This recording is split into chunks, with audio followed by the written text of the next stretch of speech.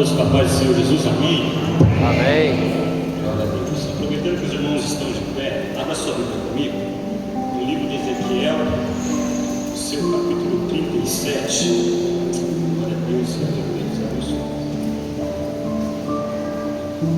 Ezequiel, capítulo 37. Enquanto os irmãos estão procurando, eu quero tributar a Deus toda a honra, toda a glória, todo o louvor, porque está aqui em cima hoje ministrando a palavra do Senhor, cumprimento de promessa, e aquele que começou a boa obra é fiel para cumprir. Amém? Eu sou grato também pela vida do meu pastor, o pastor Sandro, juntamente com a nossa língua, que Deus abençoe. Pastor, é um carinho imenso, uma honra imensa poder aprender com a sua família. E o meu desejo novamente é que nunca falte o óleo da sabedoria do céu sobre você, sobre a sua esposa, para continuar conduzindo essa boa obra que o Senhor confiou na sua mão. Amém? Eu sou grato também pela vida dos obreiros desta casa, o Tiago, o Isaac, a mente da Juliana, a Rebeca, também do pastor. Que Deus abençoe. Amém? Quem achou Ezequiel capítulo 37 diz glória a Deus.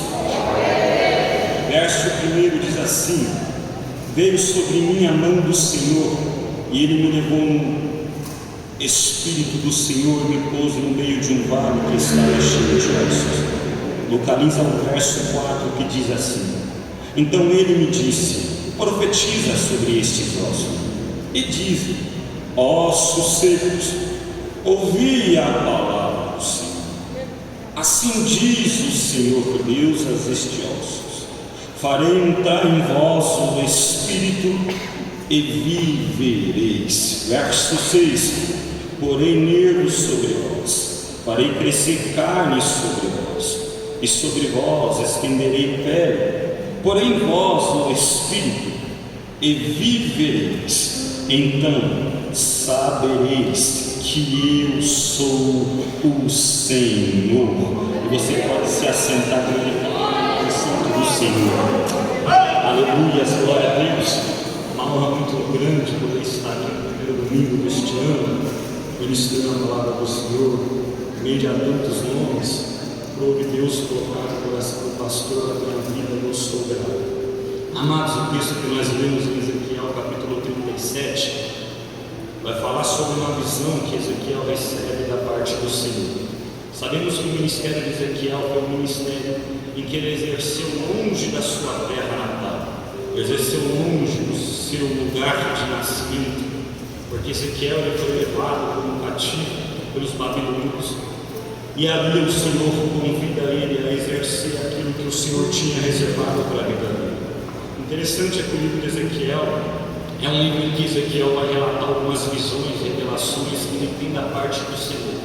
A questão é que algumas visões e revelações que ele descreve da parte do Senhor, quando ao lermos esse texto, às vezes criam um nó em nossa cabeça por aquilo que ele está descrevendo que ele está vendo. Porque querendo ou não, tudo aquilo que nós olhamos, nós ouvimos, melhor dizendo, nós lemos, a nossa mente sempre vai projetar uma imagem. Só que Ezequiel ele relata algumas revelações que são difíceis de compreender aquilo que ele está vendo. Só que o capítulo 37 é de uma face narrativa, porque ele vai dizer que ele está vendo um vale de ossos secos. Como é fácil imaginar um vale cheio de ossos secos? Aquilo que ele está dizendo. Mas quando o Senhor mostra esta visão para Ezequiel, o Senhor está mostrando o estado do povo dele diante dele. O Senhor está mostrando para Ezequiel como estava Israel diante aos olhos do Senhor. O Senhor, quando ele revela esta visão para Ezequiel, é no mesmo sentido quando ele revela para Jeremias no capítulo 18, quando ele pede para descer na casa do oleiro e ali está um vaso na mão do oleiro, o vaso se quebra na mão do oleiro. Era Deus mostrando para Jeremias que Israel estava quebrado em suas mãos. Aqui no capítulo 37 é o Senhor mostrando para Ezequiel que Israel estava seco, sem esperança, como mortos diante dos seus olhos. Mas a questão é em que período, em que ponto da história do povo de Deus levou a eles a chegarem nesta condição.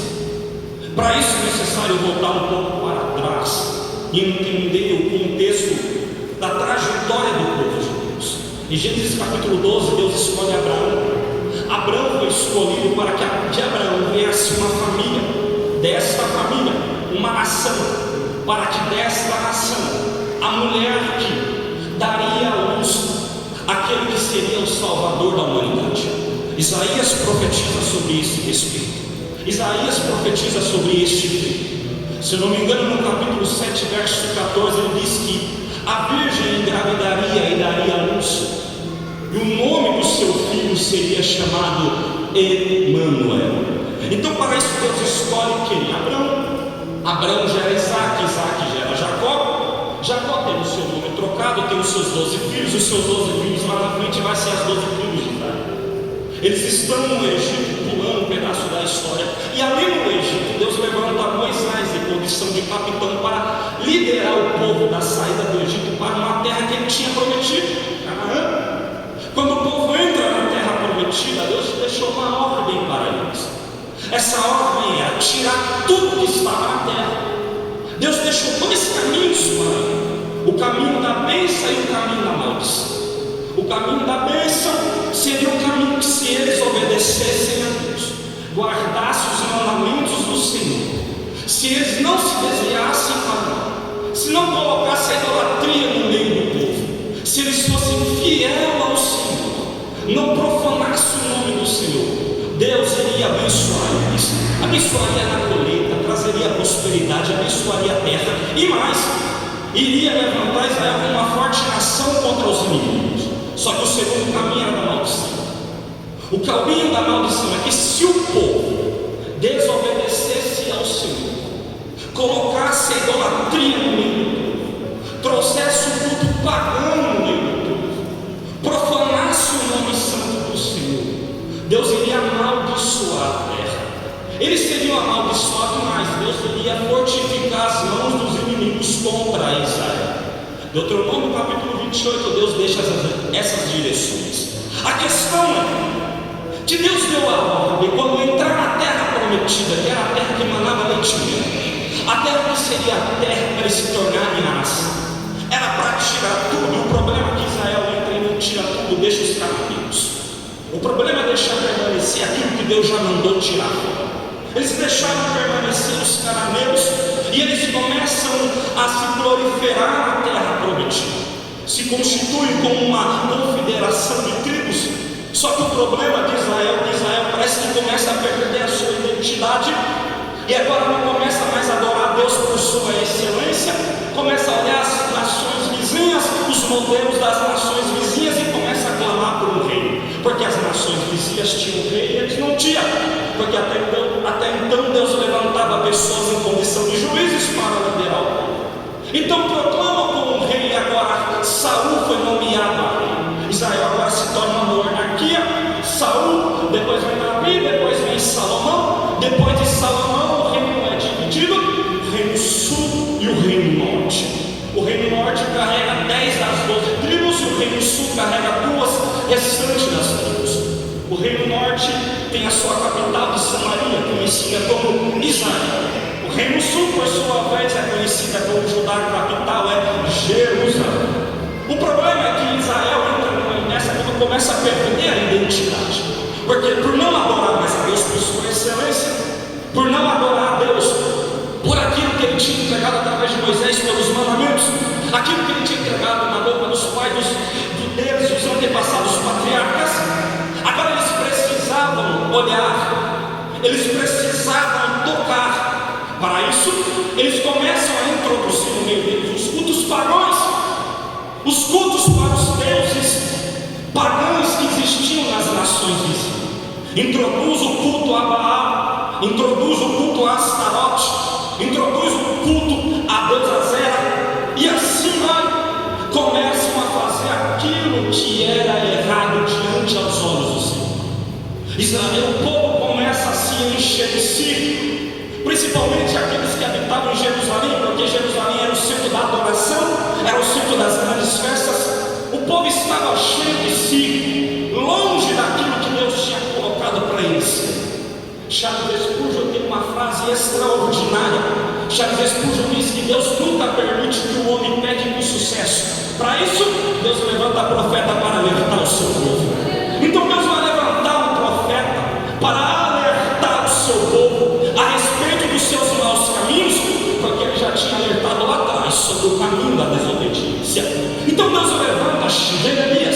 Jeremias é levantado para profetizar para o povo a respeito da sua mácula.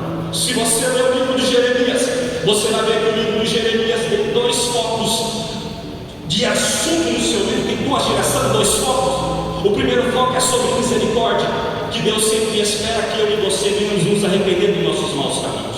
O segundo foco é de justiça, que por mais que eu e você somos pecadores, e Deus é misericordioso, Ele ainda continua sendo justo. Então Jeremias, de forma repentina, pregava para o povo dizendo: arrependei-vos dos seus caminhos maus, senão Deus vai trazer a correção. Arrependei-vos dos seus caminhos, porque Deus vai trazer a correção para nós. Só que o povo, de forma repentina, não dava ouvido para aquilo que Jeremias pregava, não dava ouvido para aquilo que Jeremias anunciava. Jeremias anunciava sobre o arrependimento para eles, senão Deus traria a correção. E eles não estavam nem aí com as palavras que Jeremias liberava. Então Deus cumpre aquilo que ele tinha alertado, porque Deus ele não mente, Deus ele não se arrepende. Se ele falou, ele vai cumprir. O caminho da desobediência Deus usou a correção pedagógica chamada Nabucodonosor. Nabucodonosor foi aquele que invadiu a cidade santa de Jerusalém por 3 vezes. Deus permitiu Nabucodonosor, rei da Babilônia, entrar na cidade santa 3 vezes para corrigir o povo de Deus. A primeira vez acontece em 605 a.C., quando ele invade a cidade santa. Ele pega para si alguns jovens e alguns utensílios para ele. Esses jovens estão entre eles Daniel, Misael, Ananias e Azarias, que foram levados com eles. A segunda invasão acontece em 597 a.C. Agora, quando ele entra, ele pega toda a carta sacerdotal de Jerusalém. Ele pega para si mais de 10 mil judeus. Entre eles estão os escribas, entre eles estão os adoradores, entre eles estão os levitas, entre eles estão os guerreiros, entre eles estava Ezequiel. A última invasão acontece em 586 a.C. Só que agora ele não pega nada, agora ele destrói, ele queima os portões da cidade de Jerusalém, ele derruba as muralhas que cercavam Jerusalém, derruba o templo de Salomão que tinha em Jerusalém, e por fim a arca da aliança se é perdida nesse tempo. Eu vejo Israel estampar as crises que ele estava passando, a crise social, a crise moral e a crise espiritual se aflorou em Jerusalém. Jerusalém agora está estampada as crises que estava passando. Em Jerusalém, quando olhamos para este lado, vemos que o povo perdeu 3 privilégios que ele ganhara do Senhor durante o cotidiano.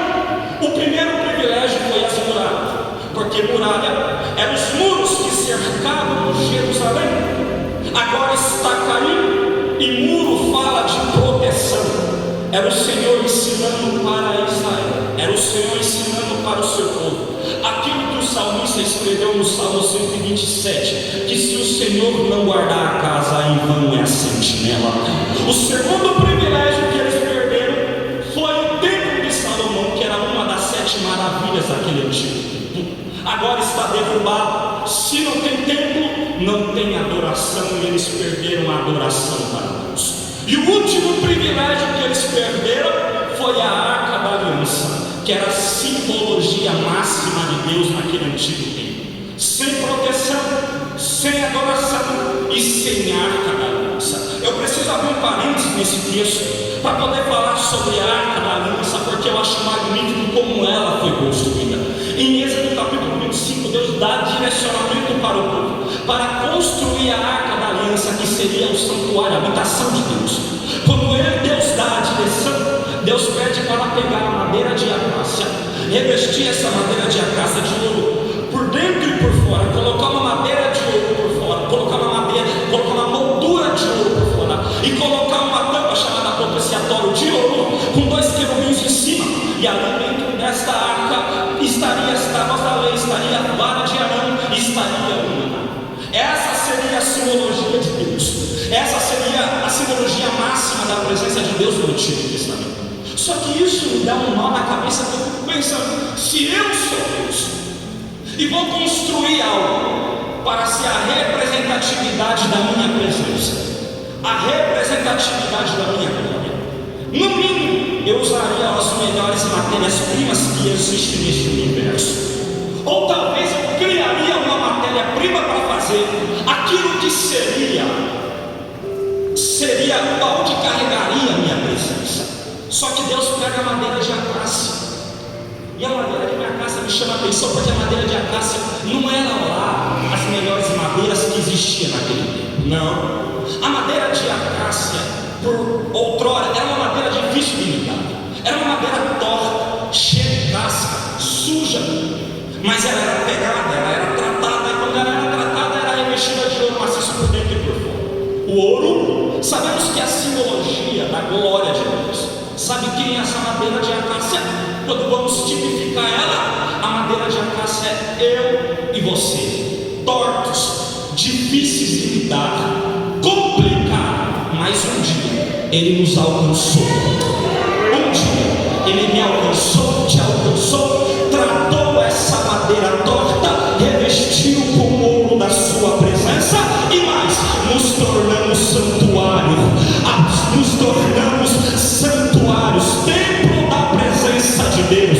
Eu quero convidar você por um momento, neste momento agora, levanta uma das suas mãos e agradecer madeira de acácia, porque um dia eu e você, tortos, dificultuosos, cheios de casca, a graça nos alcançou, nos limpou, removeu essa casca, nos endireitou, nos revestiu com a presença, e hoje eu e você estamos aqui. Não éramos merecedores, mas a graça alcançou. Não éramos vencedores, mas a graça alcançou. A graça alcançou. Glória a Deus. Aleluia. Aleluia. Então a madeira de acácia era cortada, ela tombava, pegava-se a madeira, removia as cascas, limpava ela, polia, endireitava ela, e aí ela era revestida para se tornar a habitação de Deus. Quando nós estávamos na floresta do mundo, a espada da palavra do Espírito Santo, que é a palavra, segundo Efésios 6,17, nos cortou. Nós caímos no arrependimento do Evangelho, segundo Marcos capítulo 1, verso 15.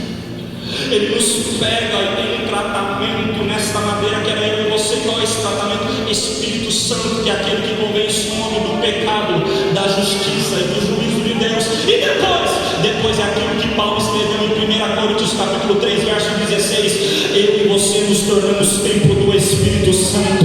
Templo do Espírito. Eu sei que eu prego para a pessoa nessa noite que, se olhasse lá atrás e olhasse para dentro de casa, não tinha nenhuma perspectiva de futuro. Eu prego para a pessoa que era tão torta que as pessoas olhavam e diziam: é mais uma droga, é mais uma cachaça, é mais uma todo mundo, não é mais um não. Tem até um ditado aí fora que diz que madeira torta não se endireita até encontrar Jesus, porque depois que encontra Jesus é tratada, é revestida com o ouro da presença. E é por isso que eu e você estamos aqui. Alguém um dia pode olhar e dizer: vai parar nas drogas, vai parar na sarjeta. Não vai ser ninguém, mentira do inferno. A graça me alcançou, a graça me alcançou, nos encontrou, e é por isso que você está aqui. Não porque você é bom, não porque eu sou bom, é porque existe uma graça, um favor imerecido que nos alcançou.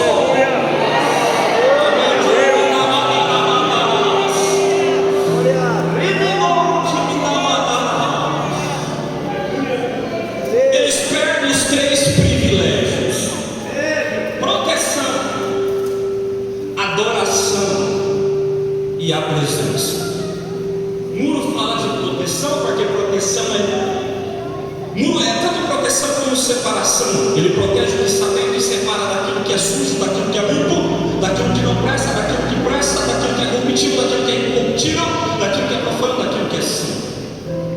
Muro fala proteção e separação, e a adoração, que é o tempo. Adoração é o estilo de vida.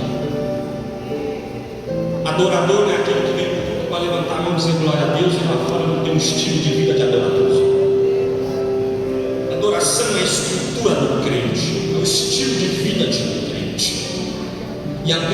que era a simbologia máxima, Senhor. Eu aprendo que essa é uma das ferramentas que o diabo usa no nosso meio hoje para acabar com muita ovelha de Cristo. Qual? Fazer com que perca a proteção. Porque quando eu perco a proteção, o meu estilo de vida é corrompido, porque a proteção daquilo que era para separar do sujo comigo, eu me contamino, o meu estilo de vida muda. E aí ele entende que casa suja a presença não habita. Não sou eu quem falou. Quem falou foi Jesus em Apocalipse, quando ele está corrigindo a igreja de Esmirna. Existem aqueles que dizem ser judeus, mas não são. São sinagoga de Satanás. Acham que estão cheios, mas está vazio, porque a proteção caiu, o estilo de vida se contaminou e a presença não habitou mais. Como eu sei que a minha proteção caiu? Como eu sei que a minha proteção está caída?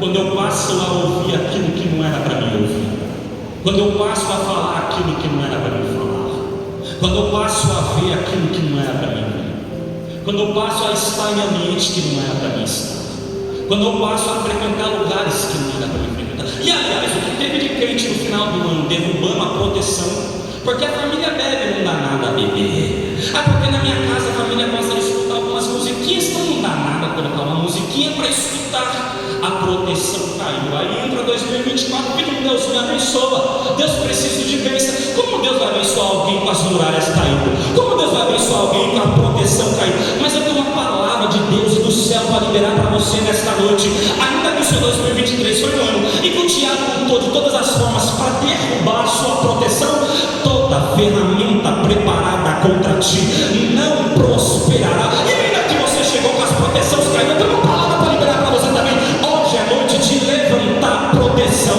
restaurar a adoração, que é um estilo de vida, e receber novamente a presença. O seu ano de 2024 vai ser um ano marcado não de proteções caídas, mas de proteção levantada.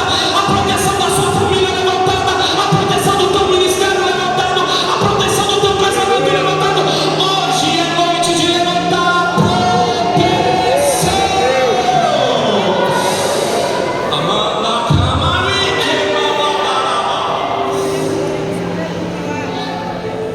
Depois da última invasão, Israel ficou dividido em três partes do povo de Deus. A primeira parte ficou em Jerusalém, aqueles que não tinham dinheiro para comprar posses, os mais idosos, que não tinham força para caminhar, os que não tinham status. E entre eles estava Jeremias. Jeremias sobe um alto monte, começa a contemplar a cena das casas pegando fogo, mulheres chorando porque os seus maridos foram levados, crianças decapitadas. Jeremias começa a se lamentar e dá origem a um dos seus livros que carrega ao Senhor, Lamentações de Jeremias. Tem um versículo que diz que ele brada com uma voz dizendo: caiu a coroa de nossa cabeça.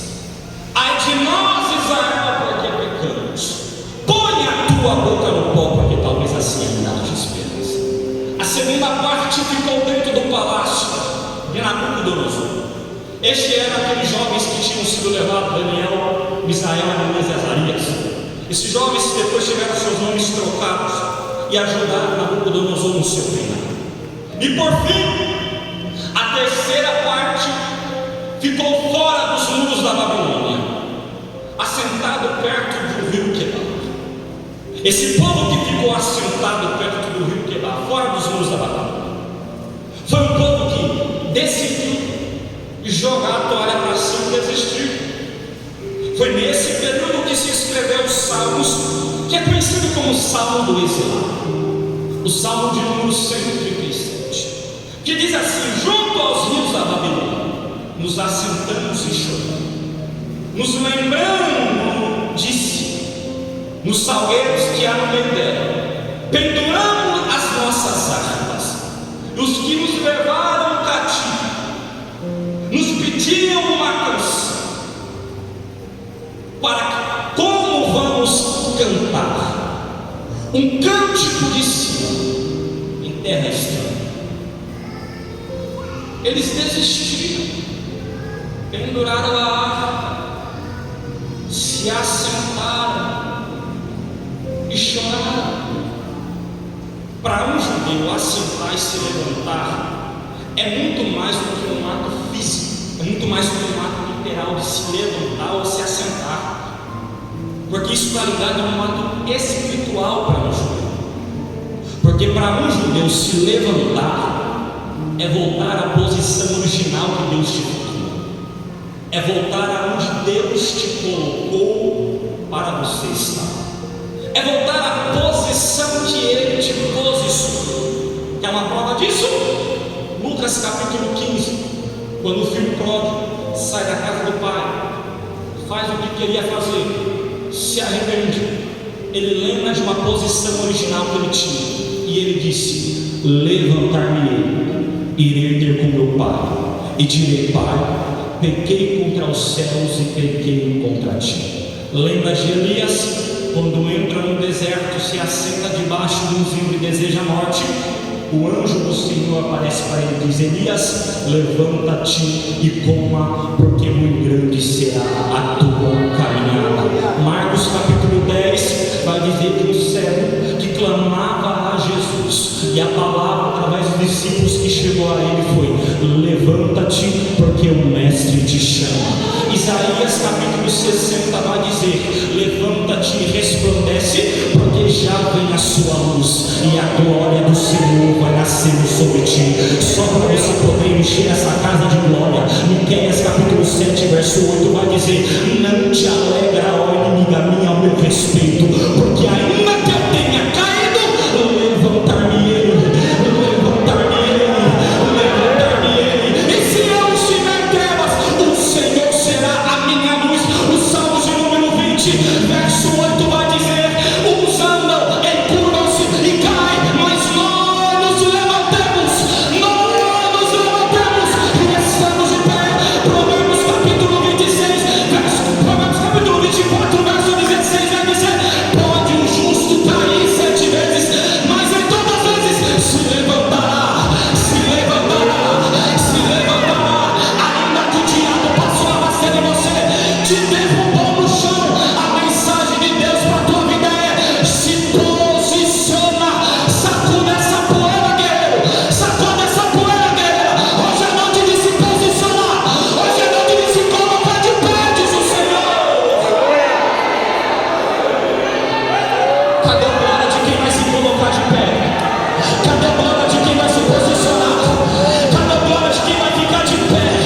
Porque o diabo disse: o ano 2024 vai ser o ano que ela vai ficar no chão, vai desistir de tudo. Mentira, o Senhor está perguntando: cadê aqueles que vão se levantar?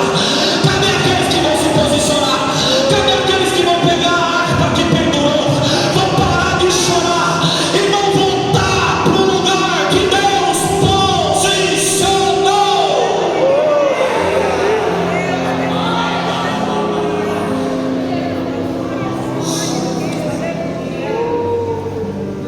Para falar de ministério, e tem gente que pendura ministério. Existir de pregar, existir de cantar, existir de fazer. Pendurei a minha harpa e se assenta e chora. Mas eu tenho uma notícia do céu para você: o Senhor te convidar hoje a pegar a sua harpa.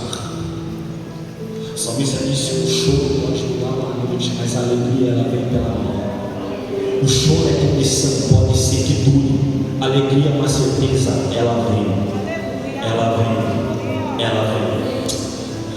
Então que nesse ano a mensagem profética da tua vida é: não é ano de deixar a harpa pendurada, não é ano de desistir, não é ano de parar, não é ano de se lamentar, é ano de pegar a harpa, se revestir da armadura, pegar a espada que é a palavra, pegar o escudo que é da fé e voltar para a guerra que é o seu lugar, diz o Senhor.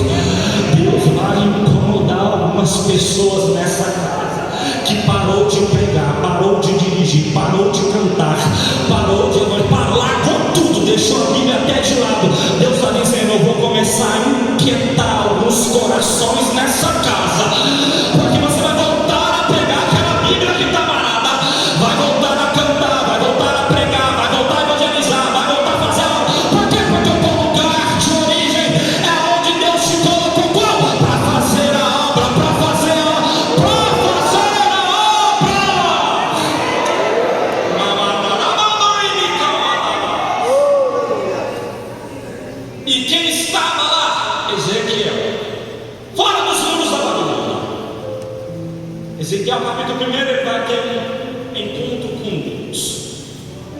Capítulo 1, verso 1 ele vê, verso 3 ele ouve, verso 3 ele sente. Ele viu, ouviu e sentiu a glória. Verso 28 ele caiu, porque a glória tem esse poder. Qual? De nos derrubar. Que isso, pregador? A glória tem esse poder de nos derrubar. Lembra de Moisés? Moisés, quando está no Monte Sinai, recebe na direção do Senhor. O povo constrói um bezerro de ouro, porque ele demora para descer. Quando Moisés desce, se ira com o povo, quebra as tábuas. Deus já fala: não vou mais com esse povo. Moisés já recua, dizendo: já que tu não vai, tira o nome desse livro que tu escreve. Deus só tira aqueles que pecam contra mim. Mas já que tu quer que eu vou mandar um anjo na frente. Moisés disse: eu não quero um anjo. O Senhor falou: então tá bom, eu vou. Moisés, ele pega essa oportunidade que o Senhor aceitou ir comigo. Capítulo 33, verso 18, ele roga para ver a glória de Deus. Mostra-me tua glória. Aí o Senhor responde ele dizendo: Moisés, a minha face você não vai ver, mas eu passarei de costas. E lá tu, capítulo 34, verso 8, ele passa, e a Bíblia diz que Moisés prostrou-se de joelhos no chão. E outra tradução diz que ele cai de joelhos no chão. Sabe por quê? Porque diante da glória ninguém fica de pé. Lembra de Paulo, capítulo 9, quando pega as cartas com autorização para perseguir a igreja, está saindo do caminho de Damasco, a glória se abre no céu para ele, e ele diz que caiu com o rosto no chão, porque diante da glória dele ninguém permanece de pé. Lembra de João? O camarada difícil de dar um fim nele.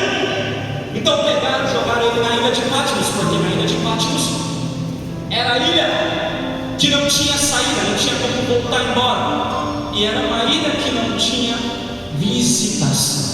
Era jogado lá para morrer, para ficar lá. Só que no capítulo 1, verso 12, ele vai descrever que ele recebeu uma visão, e ele vai descrever que ele viu 7 catiçais juntos. No meio dos 7 catiçais juntos, um que era semelhante ao filho do homem, e o seu cabelo e a sua cabeça era branca como a lã, branca como a neve. Ele tinha vestes cingidas e talares à altura do peito, e tinha um cinto de ouro. Os seus olhos eram como chama de fogo. É ele que ele está dizendo. Ele vai dizer que os seus pés brilhavam como um latão reluzente, como refinado em uma fornalha, e as vozes como a voz de muitas águas. Ele vai dizer que na mão direita tinha 7 estrelas, e da sua boca saiu uma espada afiada de 2 gumes. E ele vai dizer: quando eu vi, caí como morto nos seus pés. Por quê?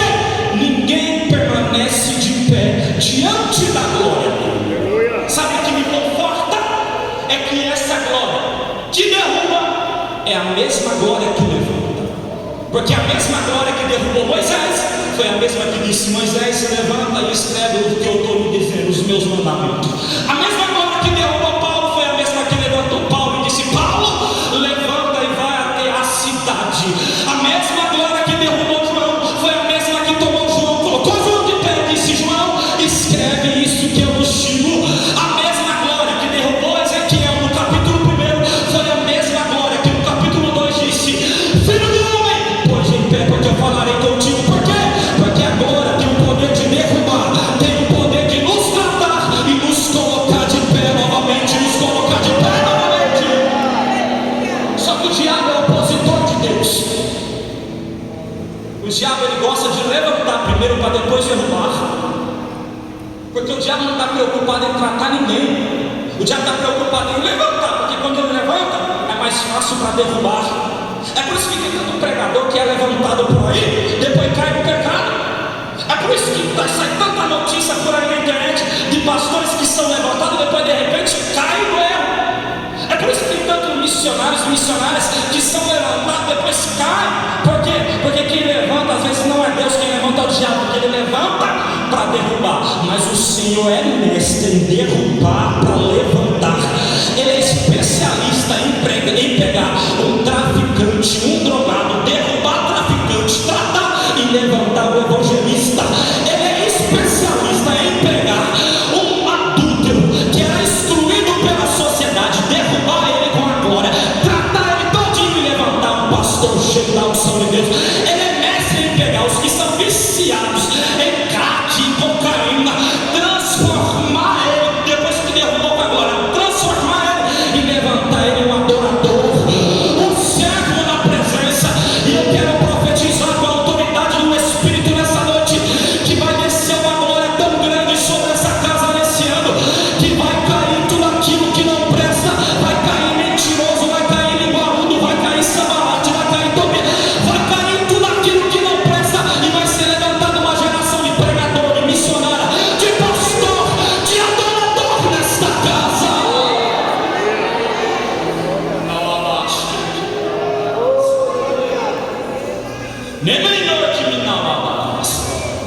Eu preciso correr em casa. Então Ezequiel se posicionou porque Deus cobrou ele para se posicionar. Aí no capítulo 37 ele diz: fui levado no Espírito, porque tem coisas que eu e você só vivemos em Espírito com Deus. Eu vi um certo pastor dizer que Deus nunca se manifesta na carne. Ele não usa ninguém na carne. Esse pastor diz que quem usa na carne é o diabo, quem usa na alma é as emoções. Deus só trabalha através do Espírito. Então o que é ser espiritual? É a quantidade de glória a Deus que eu dou no culto? É a quantidade de línguas estranhas que eu falo? Gálatas capítulo 6 vai dizer: não andeis segundo a carne, andeis segundo o Espírito, porque a carne cobiça aquilo que é contrário do Espírito, e o Espírito cobiça aquilo que é contrário da carne. Então, como eu sei que uma pessoa espiritual, quando o que domina ela não é a carne, mas o que domina ela é o Espírito. Então esse negócio de dizer que é espiritual e lá fora falar mal do pastor não é espiritual. Esse negócio de dizer que é espiritual, mas lá fora só falta sair na mão com a vizinha, não é espiritual. Esse negócio de dizer que é espiritual, mas lá fora vive segundo a carne, desculpa, isso não é ser espiritual. Então o que é ser espiritual? Quando a minha carne é mortificada, o que me domina é o Espírito. Eu quero profetizar sobre a sua vida. O ano 2024 vai ser um ano marcado de o que vai te dominar não vai ser a carne, o que vai te dominar vai ser o Espírito. Quando até vai dizer: nossa, ela está diferente, como ele anda diferente, como ela fala diferente, como ela age diferente. Sabe por quê? Porque o que vai te estar dominando vai ser o Espírito, vai ser o Espírito, vai ser o Espírito. E se você recebe essa palavra, levanta uma dessas mãos, libera a melhor glória que você pode liberar para essa noite, porque o que vai te dominar a partir de hoje é o Espírito. E Ezequiel foi incumbido para profetizar. Ele profetiza, e aí Deus pega aqueles ossos e restitui esses ossos com pele, carne e nervos. Restituiu com 3 coisas: pele, carne e nervo. Lembra? Eu disse as 3 coisas que Israel perdeu: a proteção, a estrutura de um crente que é adoração e a presença. E vale ressaltar que crente sem presença, ele fica apertrofiado, ele não movimenta, ele não anda, ele não faz nada. Por quê? Porque Romanos capítulo 8, verso 11 diz que se o Espírito daquele que ressuscitou Jesus Cristo dos mortos habita em vós, o mesmo Espírito que ressuscitou Cristo vivificará os vossos corpos mortais também pelo seu Espírito que habita em vós. Então é Paulo que está dizendo, irmão, que o Espírito ele vivifica-nos. Então se eu não tenho presença, eu me apertrofio, não movimento. Então agora Deus vai restituir 3 coisas que eu citei: pele, carne e nervo. Fui pesquisar para que serve a pele no corpo humano. A pele serve forma de proteção do corpo humano. Ela protege tudo aquilo que está dentro de nós, aquilo que é externo. Fui pesquisar para que servia a carne no corpo humano. A carne, ela faz parte da estrutura óssea. Eu vi um artigo, o médico dizendo que se o corpo humano não tivesse carne, o esqueleto não permaneceria de pé, ele caiu. Então é sobre estrutura. Fui pesquisar para que servia nervo. Os nervos, se o ser humano não tiver nervo, ele se apertrofia, não tem movimento. Eu não pego as coisas, eu não ando, não me movimento, não movimento as juntas do corpo.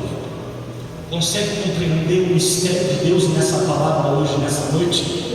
Aquilo que o povo tinha perdido lá atrás, a proteção, a adoração, que é a estrutura de um crente, e a presença que deixa o ser humano apertrofiado quando não carrega esta presença. Deus, de forma simbólica, mostra para Ezequiel: vou restituir a proteção que é a pele, a estrutura que é a carne, e vou restituir o movimento da vida de um crente, que é os nervos. Glória a Deus e aleluia. Com a permissão do pastor, eu te convido a ficar de pé nesta noite, mas em coloca de pé, glorificando, porque eu vou liberar uma palavra profética enquanto você glorifica. E Deus nessa noite vai restituir sobre a sua vida pele, carne, nervo. Ele vai restituir toda a proteção, ele vai restituir a tua estrutura novamente, jovem, novamente, mulher, novamente. Ele vai restituir de novo o movimento, e mais, depois que ele traz de novo a pele, a carne, os nervos, ele sopra o Espírito sobre ele. Eu tenho uma notícia para te dar: o Espírito do Senhor vai soprar sobre esse ambiente. Ele vai trazer novamente para você aquilo que um dia o diabo roubou de você, vai restituir para você aquilo que o diabo um dia passou a mão. Mas hoje a palavra é restituição. Vai voltar para a tua mão, vai voltar para a tua vida. Tem nervo chegando para você, tem carne chegando para você, tem pele chegando para você.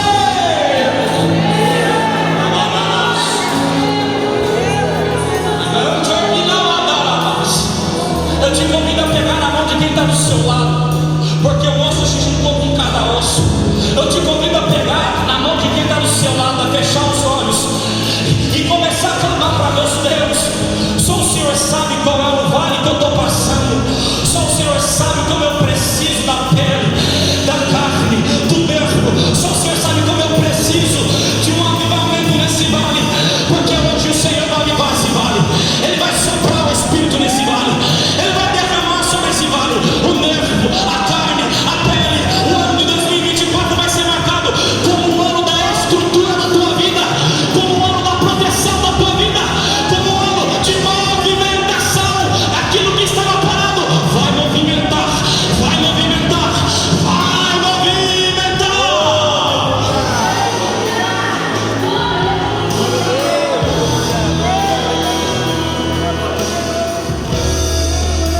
Quero fazer um convite para você que ouviu essa palavra. Você que não é evangélico, ou você que já aceitou Jesus no dia, só que por algum momento você teve que nem Israel, saiu dos caminhos do Senhor. Eu tenho uma notícia para te dar. Hoje o Pai está disposto a te restituir novamente, fazer tudo aquilo que foi perdido. Cadê você que ouviu essa palavra? Entende que precisa reatar a aliança com Ele. Eu te convido a sair do seu lugar e a vir aqui na frente para nós orarmos.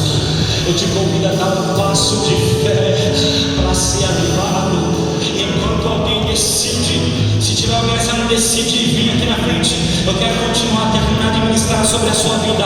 Deus queria restituir Israel, mas para Deus restituir Israel, antes de Deus restituir a nação, Ele levanta um ser humano chamado Ezequiel.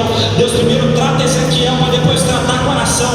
Deus primeiro vai tratar com você para depois tratar a tua casa. Deus primeiro vai tratar em você para depois tratar a tua família. Primeiro vai ser em você, depois no teu bairro, diz o Senhor.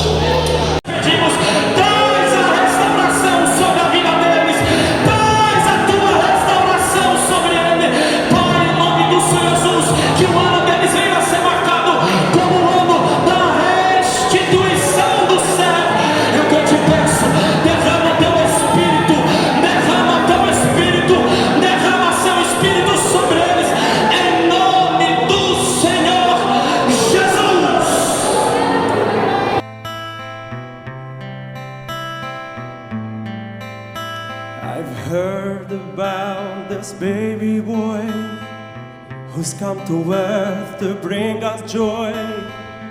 And I just want to sing the song to you. And it goes like this: the fourth, the fifth, the minor fall, and the major lift. With every breath I'm singing hallelujah, hallelujah, hallelujah, hallelujah, hallelujah.